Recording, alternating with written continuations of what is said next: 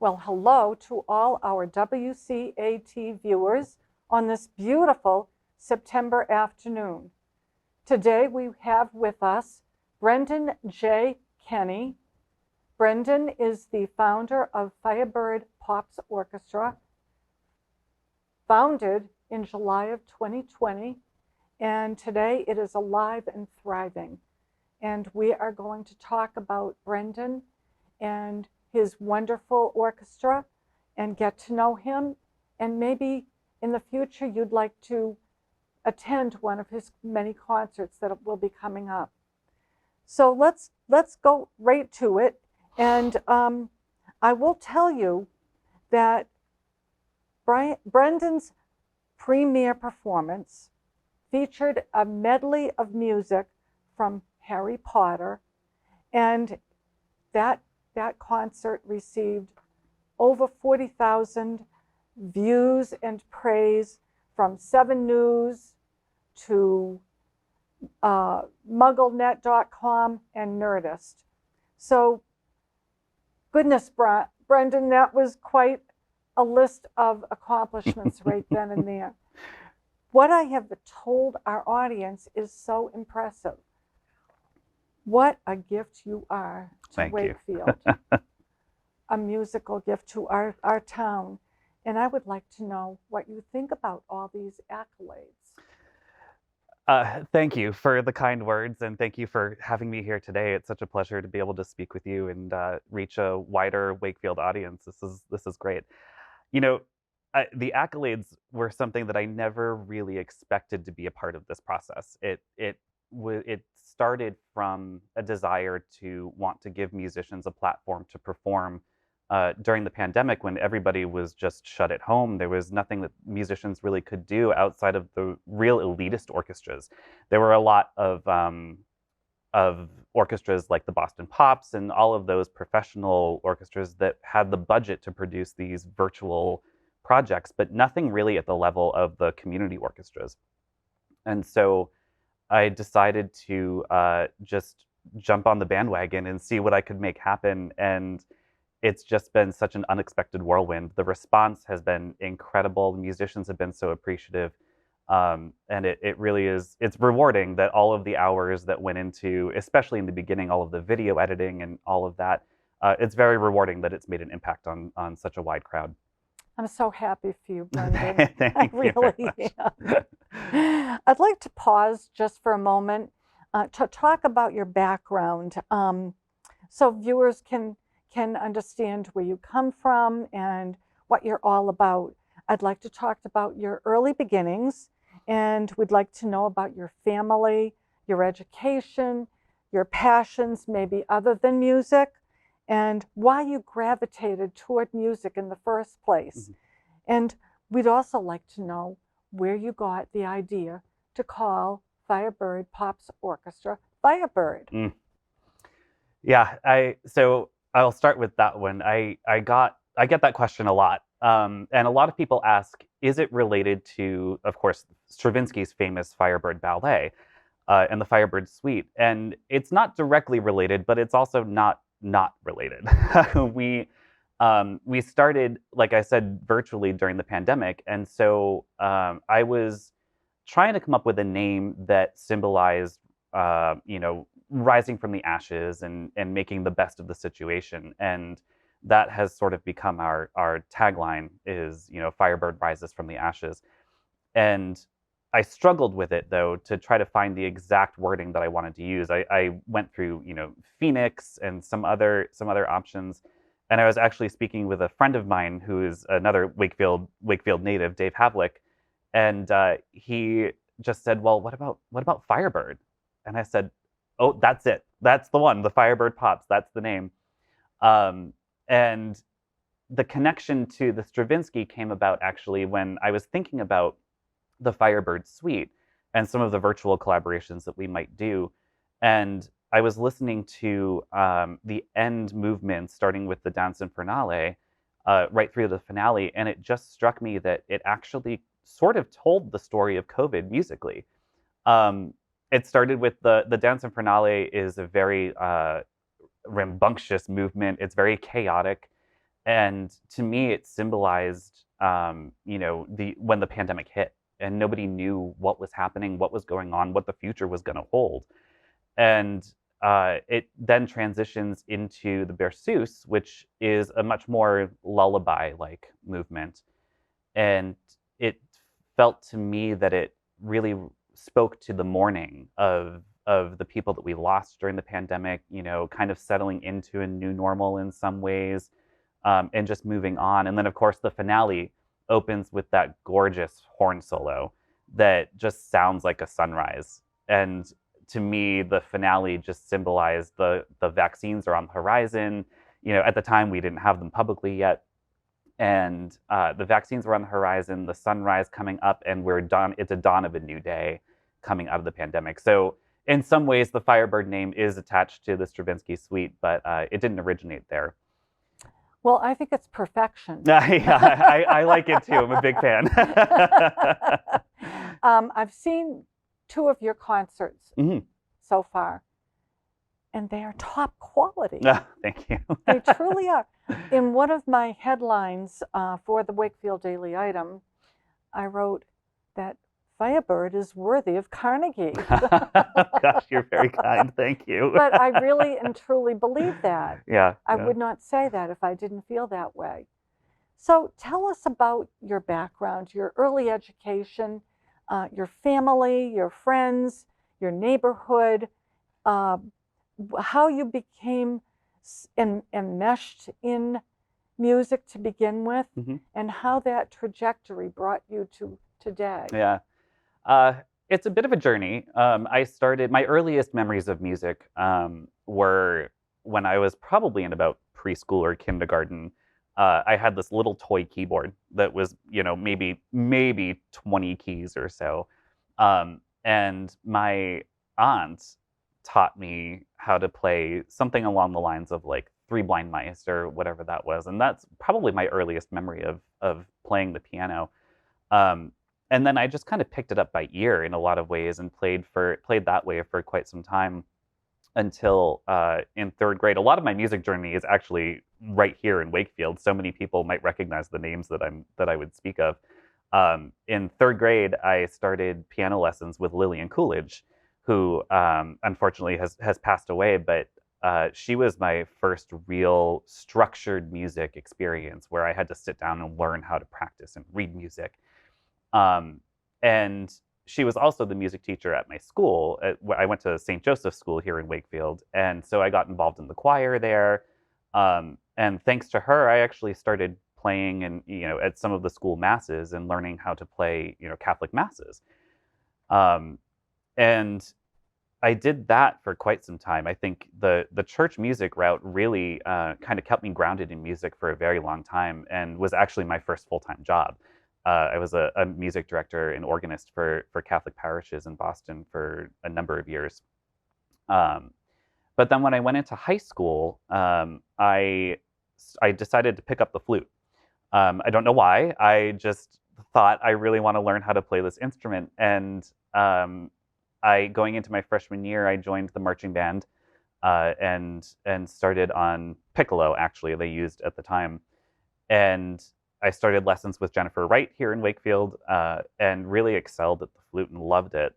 And I played in all of the high school ensembles, the concert band, all of those. And I have to say that, Kim Smith at the time was the head of the music department here, the facilitator. And what a tremendous, I only had her for 1 year before she climbed the ladder and did other remarkable things within the system.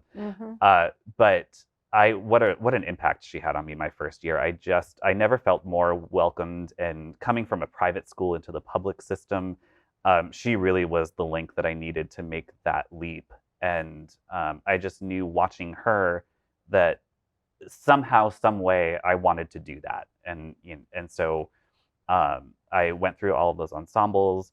Back in middle school, I kind of ran a concurrent track with all of this, doing musical theater. I was a member of the Wakefield Little Showstoppers, which then was a division of the Wakefield Repertory Youth Theater. So all of that really just kind of led me to where I am now, where I music directed for musical theater shows.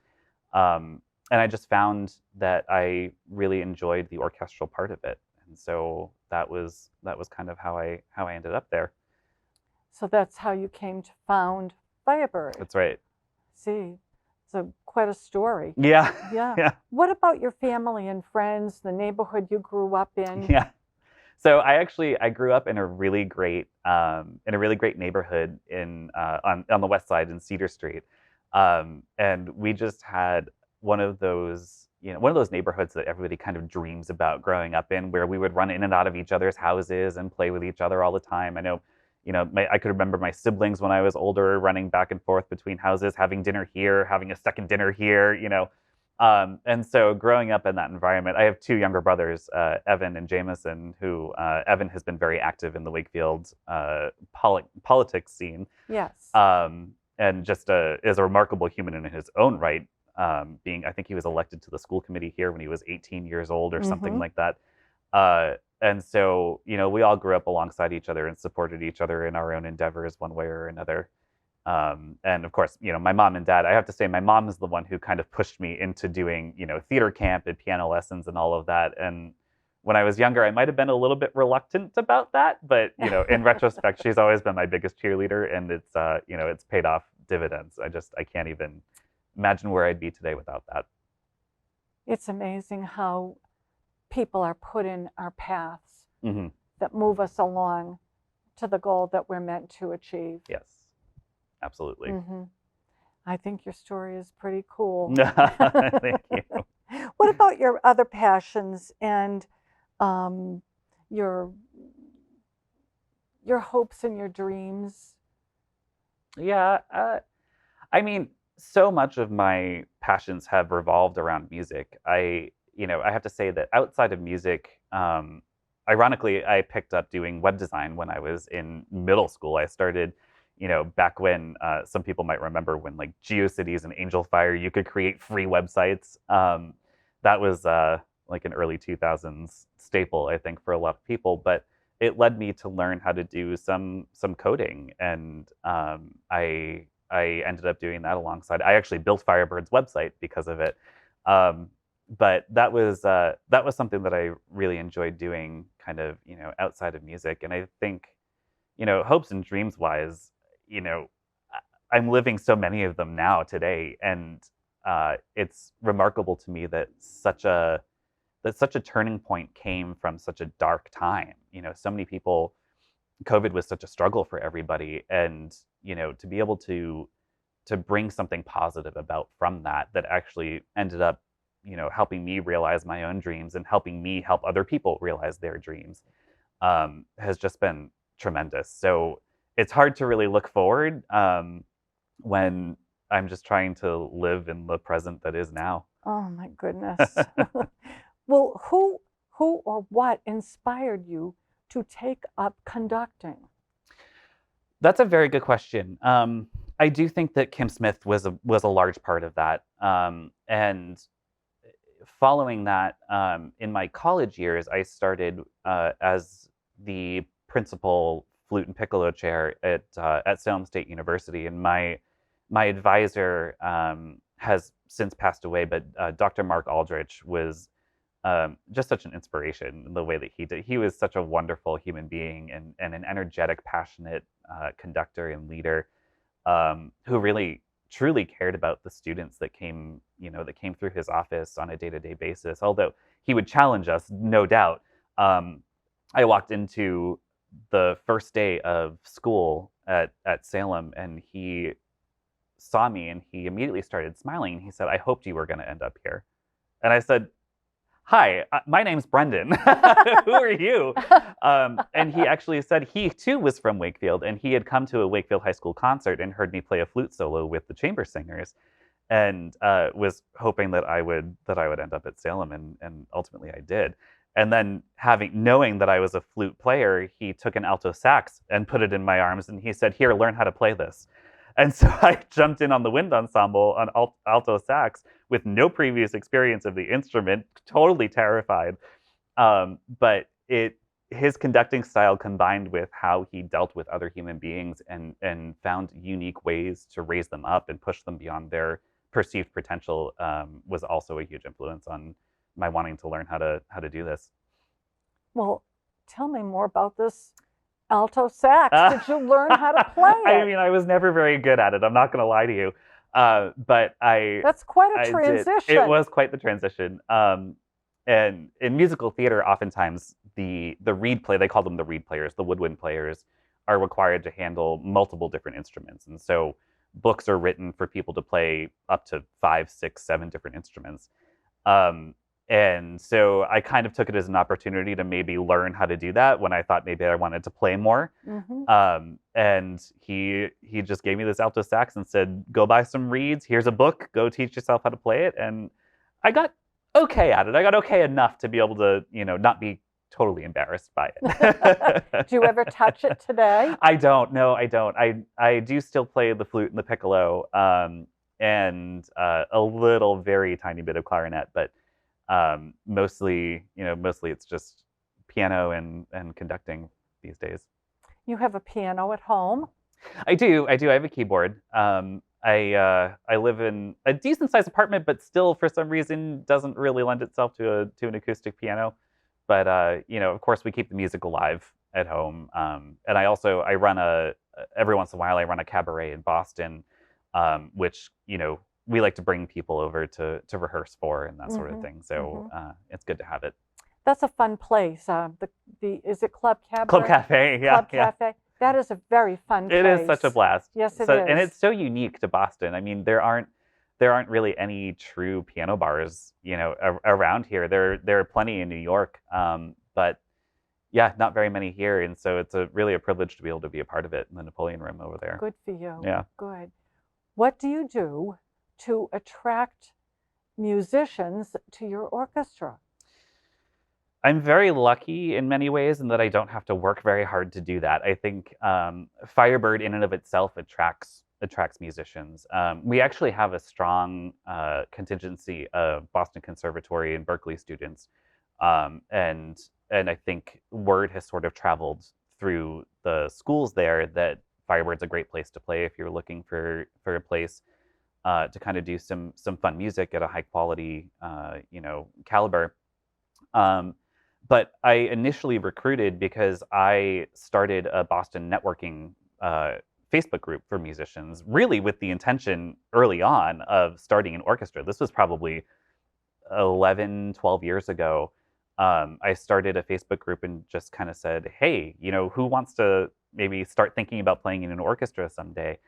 And it turned into a 5,000 member Boston musician networking tool that so many musicians and music directors in the area now use to find musicians and to find work. So when COVID hit and that group wasn't really doing much else, I repurposed it and I said, let's do a virtual project. And so that was where the initial 70 musicians came from to do that project. And then from there on out, it just kind of speaks to itself. And we actually have a committee of personnel folks that help staff. And so when needed, they'll reach out to other people as well. But it's a lot of word of mouth. I think it's the best form of advertising. Indeed, it sure is. It sure is. Can't ask for anything better. And it's free. It certainly is. So how do you select works for your orchestra? So in founding a pops orchestra, that sort of focuses the intent behind the repertoire because it's mostly popular music. And so I have a decent pool to pull from where, we're looking at film music, we're looking at music from TV, Broadway, even some light classical stuff. And of course, there's always the holidays where, we're playing Christmas music everywhere, everywhere that'll have us. But in selecting the individual pieces, it's a pretty healthy mix between what I really want to do, what I want to conduct, and what I feel like our musicians will respond well to and will play at a high level, and also what the audiences want to hear. So there's a lot that goes into each individual selection, and I try to theme the concerts some way or other, so that there's a continuity between the program or throughout the program. But it is very much what I think audiences are going to respond to and what the musicians are going to have fun playing. Mm-hmm. Well, thank you for that. I know that one of the concerts coming up will be held around the end of October. That's right. And I think the theme might have to do with Halloween. I think so, yeah. We're going to do that. What I'd like to know is this. Are you at liberty to reveal some of the pieces that you'll be playing? Yeah, actually, yes. We are performing a couple of selections from the musical Wicked, which we did in Broadway on Fire in June as well. We were lucky enough to get the original Broadway orchestrations directly from the source. And so we'll be performing 2 solo selections from that. We'll be inviting Lori L'Italian back to do that. And to sing Elphaba for those, which will be a lot of fun. And then there's always quite a bit of Harry Potter mixed into the Halloween theme. So we'll be performing works from Sorcerer's Stone and Prisoner of Azkaban, along with a bunch of other lighthearted, spooky moments throughout the program. Mm-hmm. I'm thinking of children right now and youth, and wondered if you might be considering something like Fantasia for the future. So we are currently exploring the options of doing something like that. It's a difficult, expensive process, but it's one that I am determined to nail down at some point. So it might be, it might be next season, it might be 5 seasons away, but something geared towards kids, but also that is entertaining for them is definitely on our radar and something that we'd like to reach out and do for the community. What is the process for the entire process? For instance, you have an idea germinating in your brain about what you might like to present on stage. What is the process for getting from that seed, let's say, to getting it actually on stage? It's a little chaotic. It's never really very smooth. But thanks to a lot of the people that help out and make things happen, I can kind of reach out and say, I'm thinking about these pieces. I'm thinking about doing this sort of a theme for the program. What do you think? And in particular, Tom Smoker and Samantha Prindeville are the directors for Firebird Vox, which we founded last year. It's the choir that sings with Firebird. And so I can bounce ideas off them a lot about, hey, for instance, I'd like to do The Hunchback of Notre Dame in concert. What do you think? And they'll respond with, I think maybe you're a little crazy, but we're going to do it. And so it's a lot of talking with other people, making sure we have the resources to make it happen, and making sure that we have quality soloists and musicians on board. And then it's just a matter of budget and the creative process between, how can I pitch this in a way that's going to be, appealing to the community, appealing to audiences. But I think the seed really starts with this crazy idea that I think is probably never going to happen, and then ultimately we always make it work. And so it's a lot of collaborative work, but it's a really gratifying process. I love what you're telling me. And I love even more this.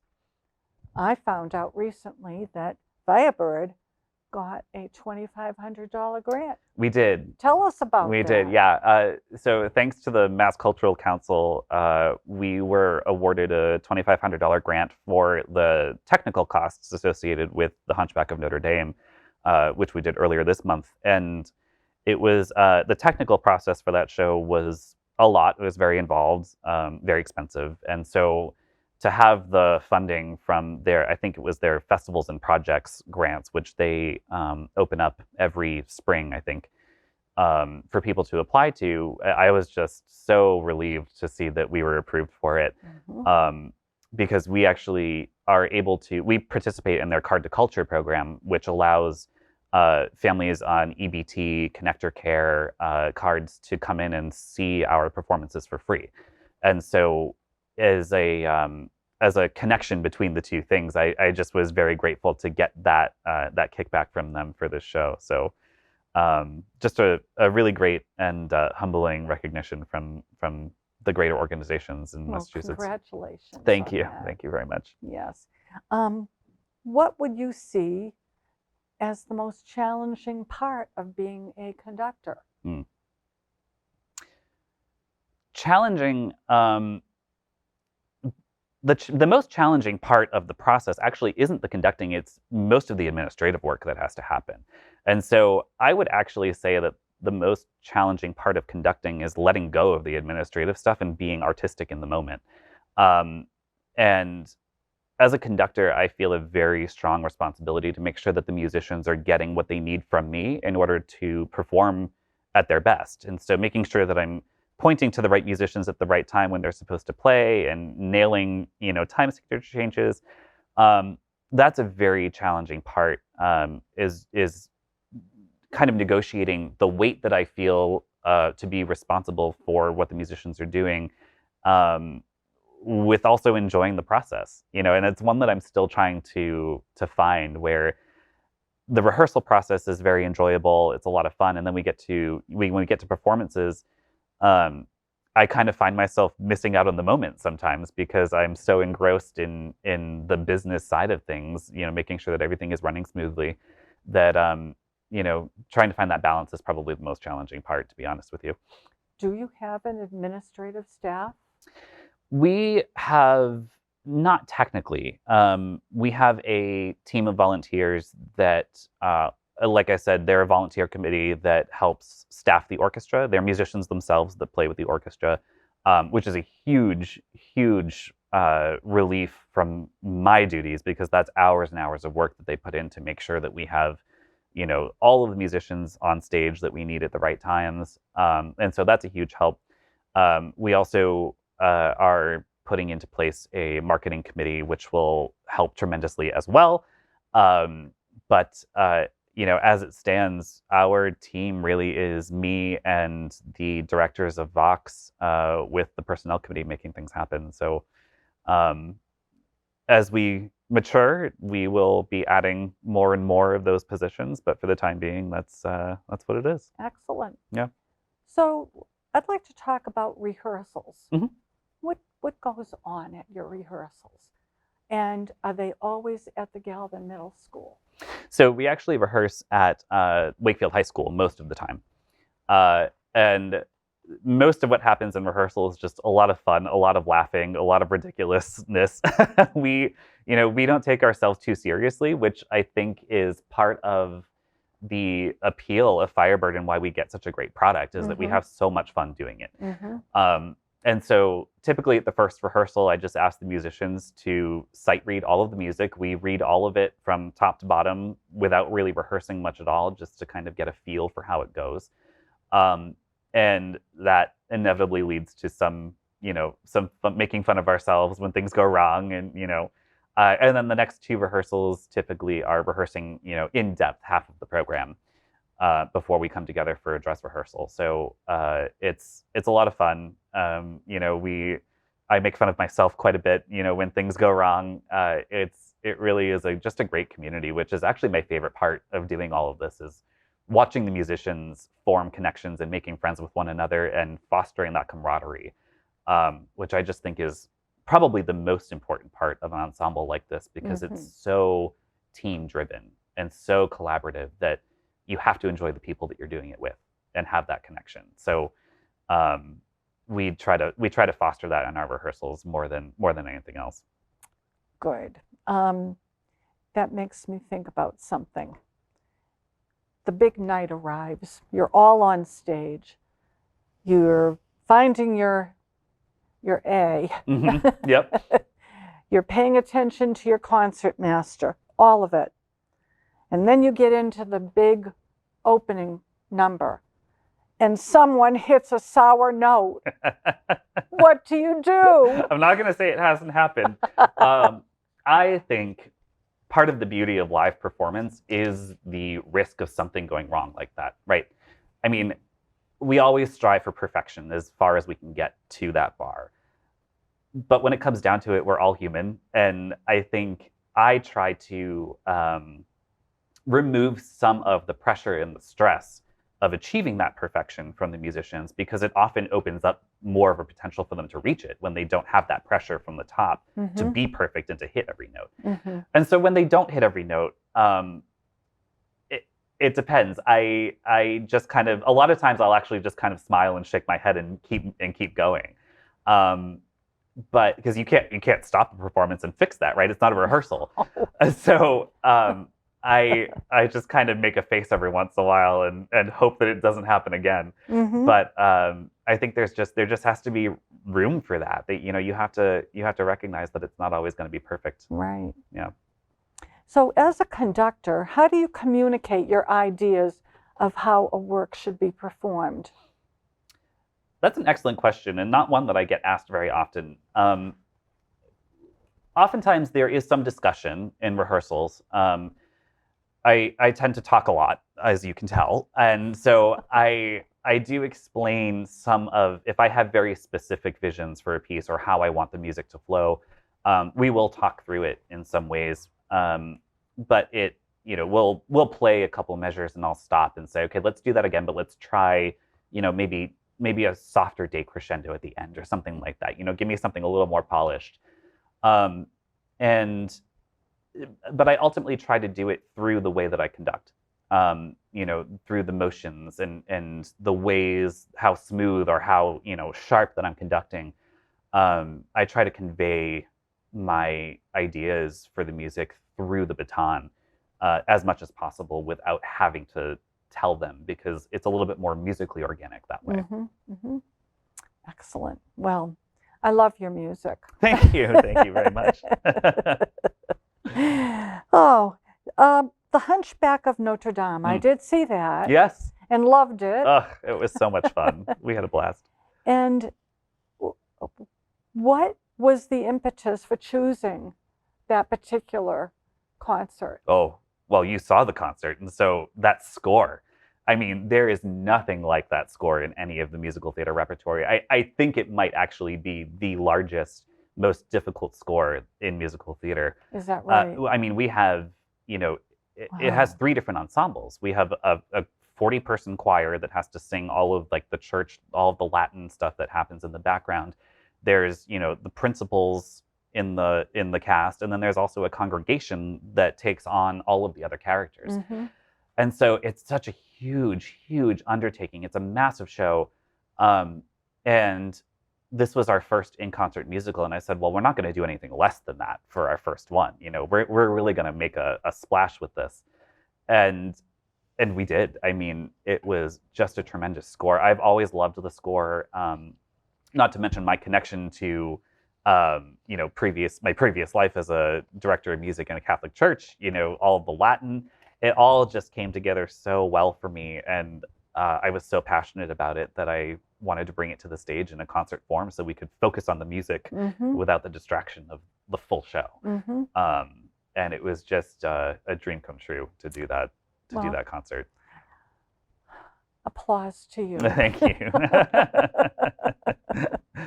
And then what did I hear about a symphony composed from scientific data from Mars at the Museum of Science? What is that all about? Yeah, that's right. That was a wild ride. So we have a partnership with the Museum of Science that started earlier this spring, where they reached out to Firebird to do a musical piece at their annual fundraising gala, the Stars of STEM. And it was quite the process, where we actually performed in the lobby of the museum, but none of the attendees knew that we were coming. It was a total surprise. And so they had cocktail hour in the lobby. They went into dinner and they shut a curtain, and then we transformed the lobby into a concert hall. And so when they came back through after dinner to go to the after party, they literally walked through a 60-piece orchestra that came out of nowhere, seemingly, to go to the after party. And it was such a fun event that we said, okay, what else can we do? And the museum has another partnership with the Multiverse Concert Series, which is run by David Ibbett. He's a wonderful composer, just a truly genius human being, who writes symphonies based on scientific data. So he'll take graphs of, say, infrared light, and he'll turn them into music. He'll look at the peaks in the graph, and he inverts it, and it kind of looks like music, and so he comes up with notes that represent those. And the whole Mars Symphony really was driven by scientific data. In fact, it was so specific that I got an email from him one day that said, I just received a note from the science team that was doing the research for this, and it changed a couple of notes in the woodwinds in the final measures of the first movement. And I just thought that was so wild, that the science was so tied to the music that just that one thing changed a couple notes. And we worked with Multiverse to perform the world premiere of Mars Symphony in the Blue Wing of the Museum of Science. That is incredible. It was truly such an incredible experience. I have always loved astronomy and space, and to be able to do this, we actually had audio from the Perseverance rover on Mars, and so you could hear it cutting a laser, with its laser cutting a rock on Mars, and that actually was incorporated into the symphony. Things like that. It just was truly astounding to me. I couldn't wrap my mind around all of it. But that's the genius of the Multiverse concert series. Most certainly is. Yeah. Listen, when you think about it, science is all wrapped up in music, and vice versa. It's true. I did not do well in physics when I was in high school, but there were chapters about harmonics and overtones and all of that that really just, I was like, oh, okay, I get this. I can relate to this. Yeah, now you see how it all fits together. Exactly. Isn't that amazing? Well, Brendan, who is your favorite composer? That's a very difficult question. I tend to try to answer that with some of my favorite pieces, right? Because I can't just narrow it into one composer. If you were asking me who my favorite film composer was, it is by far John Williams. And his music is a lot of the reason that I became the musician that I am today. When I started playing flute, I picked up a lot of his music, and it's very difficult, and was determined to play it. So John Williams and his music really is a huge influence on my conducting and my musical career. But outside of film, there are specific works that stand out to me. I think Mahler's Symphony 2, The Resurrection, is always, such a great orchestral work. Stravinsky's Firebird. And again, kind of going back to some of my days as a choral director, the Fauré's Requiem is stunningly gorgeous. And of course, Holst's The Planets, which ties into. There actually was a quote in Mars Symphony from the Mars movement of the planets. So those are some of the ones that really stick out to me as I'm the wondering gems. if you're familiar with one by Jules Massenet titled Meditation from Thais. Oh yes, of course. That whole piece makes me feel as if the violin is crying. Yes. Yep.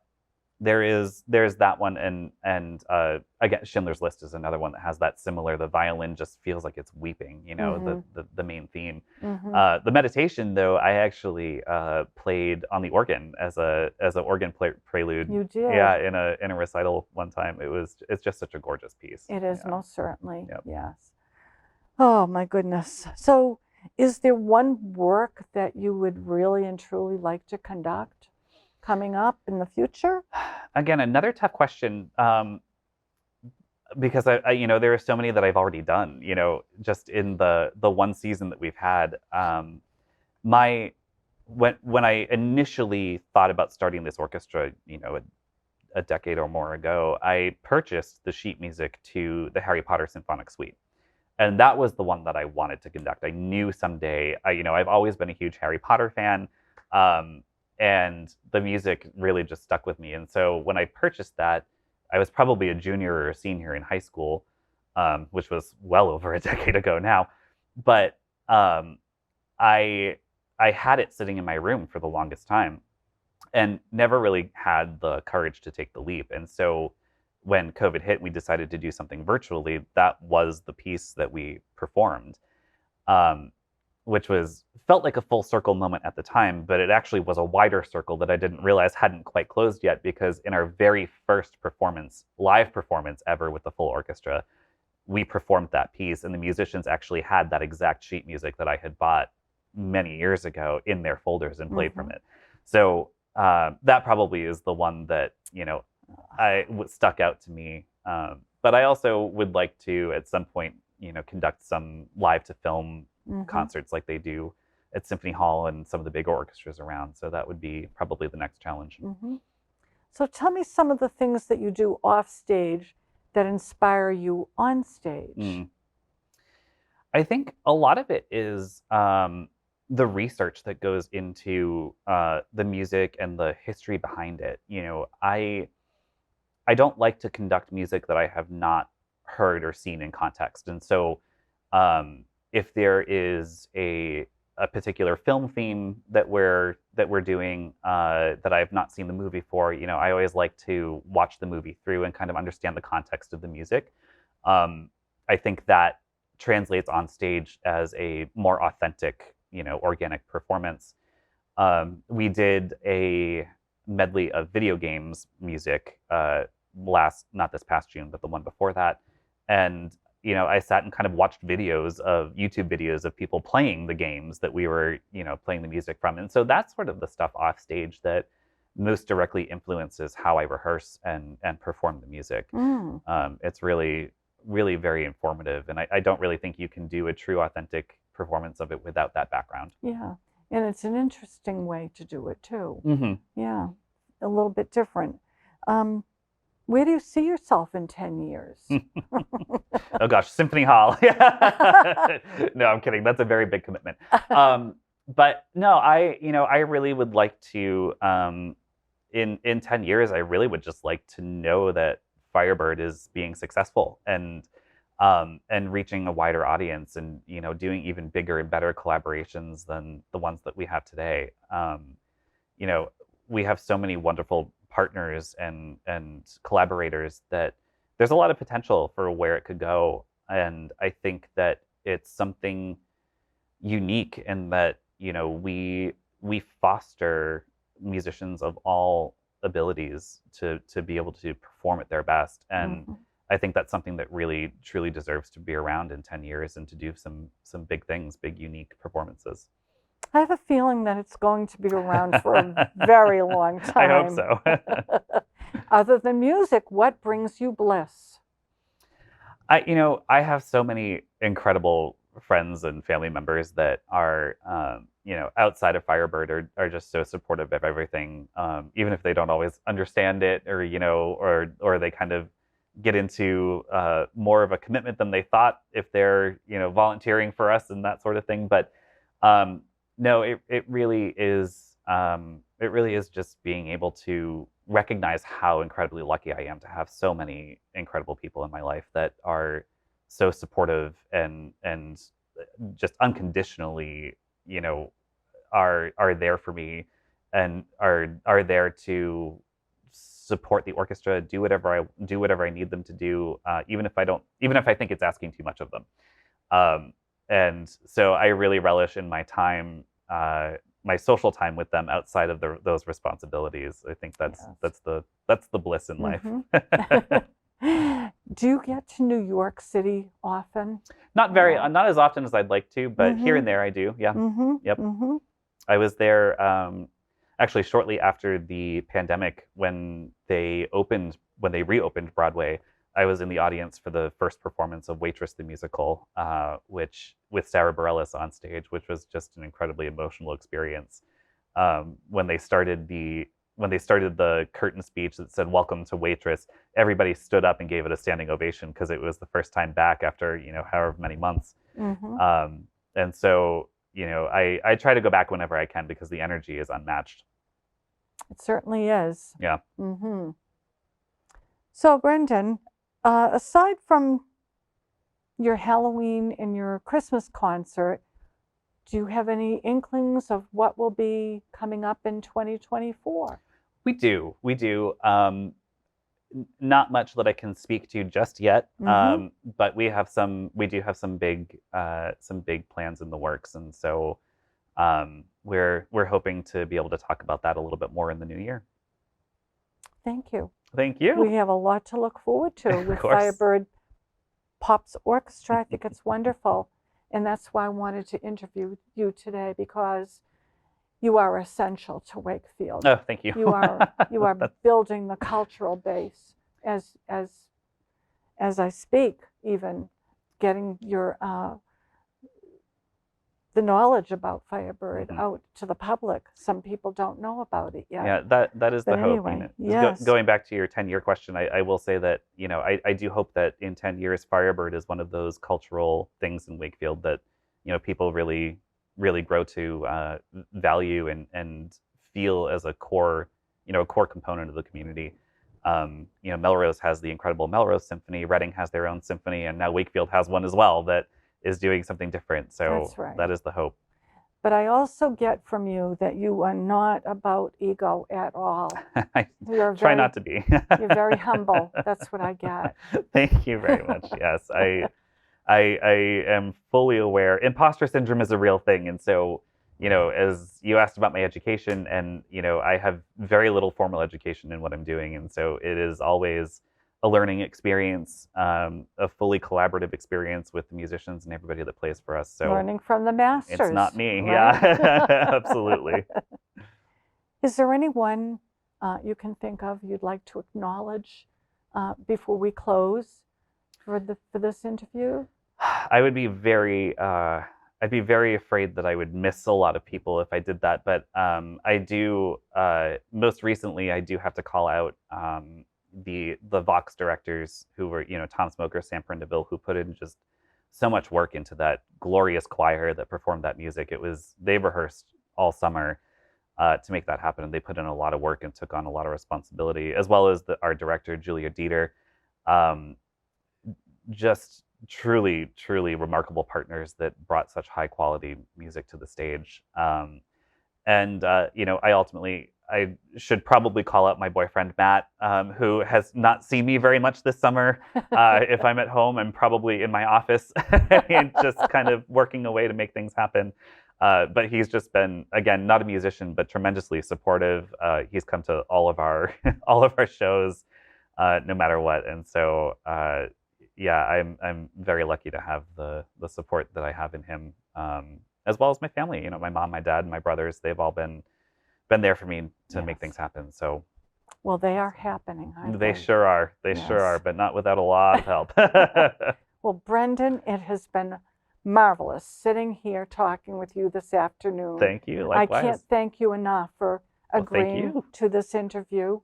And I will only end now by saying I wish you nothing but the very best. Thank you very You, much. Matt, your family, Thank you. your musicians, everyone involved. Thank you. Thank you so much. Much appreciated. Thank you for having me. You are very welcome.